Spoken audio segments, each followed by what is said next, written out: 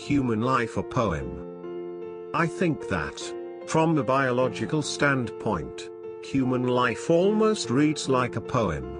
It has its own rhythm and beat, its internal cycles of growth and decay. It begins with innocent childhood, followed by awkward adolescence trying awkwardly to adapt itself to mature society, with its young passions and follies, its ideals and ambitions. Then it reaches a manhood of intense activities, profiting from experience and learning more about society and human nature. At middle age, there is a slight easing of tension, a mellowing of character like the ripening of fruit or the mellowing of good wine, and the gradual acquiring of a more tolerant, more cynical and at the same time a kindlier view of life. Then in the sunset of our life, the endocrine glands decrease their activity, and if we have a true philosophy of old age and have ordered our life pattern according to it, it is for us the age of peace and security and leisure and contentment. Finally, life flickers out and one goes into eternal sleep, never to wake up again. One should be able to sense the beauty of this rhythm of life, to appreciate, as we do in grand symphonies, its main theme, its strains of conflict and the final resolution.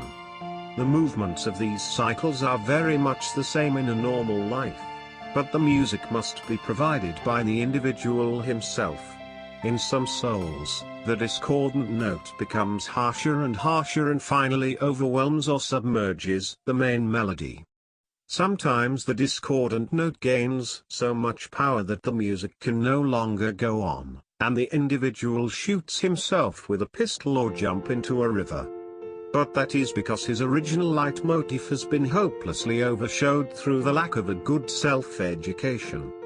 Otherwise the normal human life runs to its normal end in kind of dignified movement and procession. There are sometimes in many of us too many staccatos or impetuosos, and because the tempo is wrong, the music is not pleasing to the ear. We might have more of the grand rhythm and majestic tempo o' the Ganges, flowing slowly and eternally into the sea.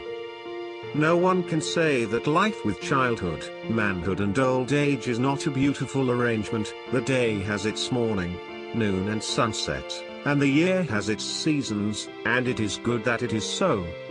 There is no good or bad in life, except what is good according to its own season. And if we take this biological view of life and try to live according to the seasons, no one but a conceited fool or an impossible idealist can deny that human life can be lived like a poem. Shakespeare has expressed this idea more graphically in his passage about the 7 stages of life, and a good many Chinese writers have said about the same thing. It is curious that Shakespeare was never very religious, or very much concerned with religion. I think this was his greatness. He took human life largely as it was, and intruded himself as little upon the general scheme of things as he did upon the characters of his plays. Shakespeare was like nature itself, and that is the greatest compliment we can pay to a writer or thinker. He merely lived, observed life and went away.